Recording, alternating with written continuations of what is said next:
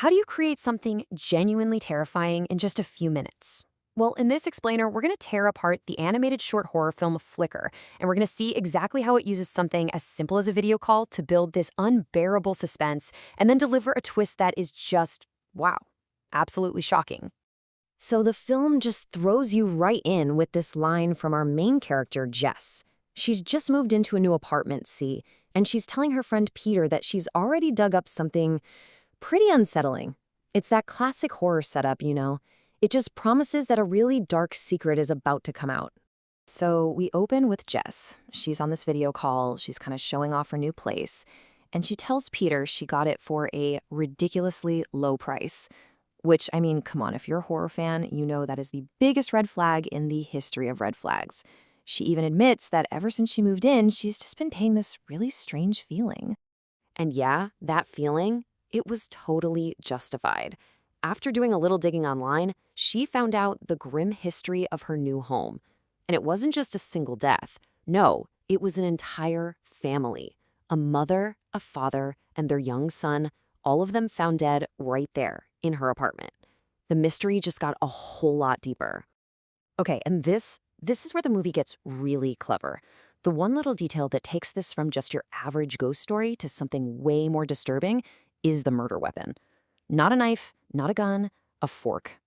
Psychologically, that is just so effective. Taking a totally normal, everyday object and twisting it into something for this horrific act, it just gets under your skin. So this is the big question, right? This is what drives the whole story. The police, they never solved it, which, of course, is the perfect excuse for Jess and Peter to decide, hey, maybe we can figure it out. They're not going to call ghost hunters or anything like that. Nope. They're going to try something they read about. Something a little more, let's say, direct. Turns out, Peter has a plan. He's got this specific ghost summoning ritual saved in a notebook. And what's so brilliant about this is that it's not some dusty old spell from an ancient book. It's laid out like a practical, step-by-step guide. It makes the whole idea of contacting the dead feel, well, disturbingly easy. And just look at how simple this ritual is. You need a needle, a little bit of your own blood, some paper, and a couple of candles. That's it. Peter just calmly walks Jess through every step, turning this, dark, occult thing into what feels like a simple DIY project. And as they do it, you can literally feel the atmosphere of their friendly chat shift into something way, way more dangerous. So, it's time for the seance. The rule is super simple. They ask a question, and the candle on the side with the right answer, either yes or no, is supposed to flicker. So they kill the lights, the tension just shoots through the roof, and they make their first attempt to reach out to whatever's on the other side. They start chanting, and after a few seconds that feel like an absolute eternity, it happens. The yes candle flickers. It actually worked. And that's it. That's the point of no return. They've made contact. They've confirmed something is there with them. And what started as just a spooky little game has just become terrifyingly real. Now, the film goes into this incredible rapid-fire Q&A, and it's just a masterful way to build suspense while also feeding us the story. As you can see, they figure out really quickly that they're talking to the spirit of the murdered son. He confirms he was murdered, and it wasn't by a stranger. It was by someone in the family. But it wasn't his father. So who does that leave?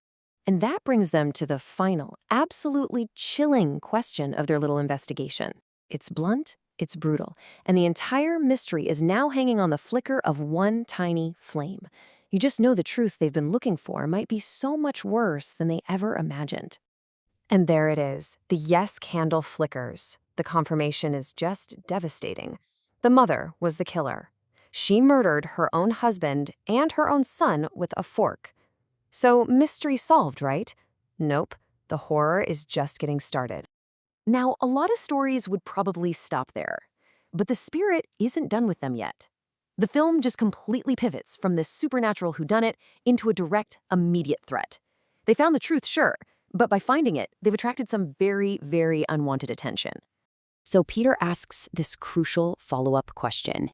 Is there another spirit here with you? The candle flickers. Yes. Oh man, they're not just talking to the son's spirit. He then confirms that the other presence is his mother, the murderer. and she is in the room with them right now. And here it is, the first real visual scare. Jess is watching Peter on her laptop, and she swears she sees a figure move in the background behind him. All of a sudden, the threat isn't just some invisible thing making a candle flicker, it's a physical presence. And it's a fantastic move, because it makes us, the audience, lean into our screens and start desperately scanning the shadows in Peter's room. And this slide right here breaks down the film's absolutely masterful twist. See, we, the audience, have been completely played. We've been looking at the wrong screen the whole time.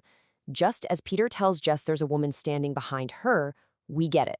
The ghost was never in his apartment. It was in hers. She was the one in danger the entire time. The film then just cuts to a cold, sterile news report, confirming Jess's fate. And every single detail is a chilling echo of the original crime. A young victim, a mutilated body, and that same awful weapon, a fork. But it's that last detail, no sign of forced entry, that's the final gut punch. The killer was already inside the house.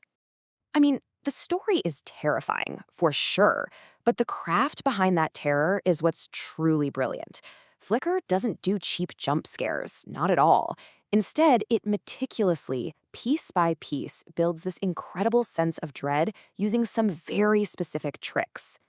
First, that found footage style, the video chat, it makes it all feel so immediate and so real. We've already talked about the fork, just a perfect way to make you uncomfortable with something common. The seance itself is a masterclass in slowly ratcheting up the tension, and of course, that incredible twist ending just completely flips everything you thought you knew on its head, making the fear so much more personal and totally unforgettable. And this is the last thing we hear. It's what Peter tells the police. It's such a haunting, tragic line. He, the spirit of the son, he left after they broke contact. But she, the spirit of the murderous mother, she never did. She stayed right there to claim her next victim. And in the end, that's what the film leaves us with. This one terrifying question. It plays on such a basic, fundamental fear, the idea that you can be so focused on some threat you think is far away that you completely miss the real danger that's been lurking right over your shoulder the entire time. A truly scary thought to end on.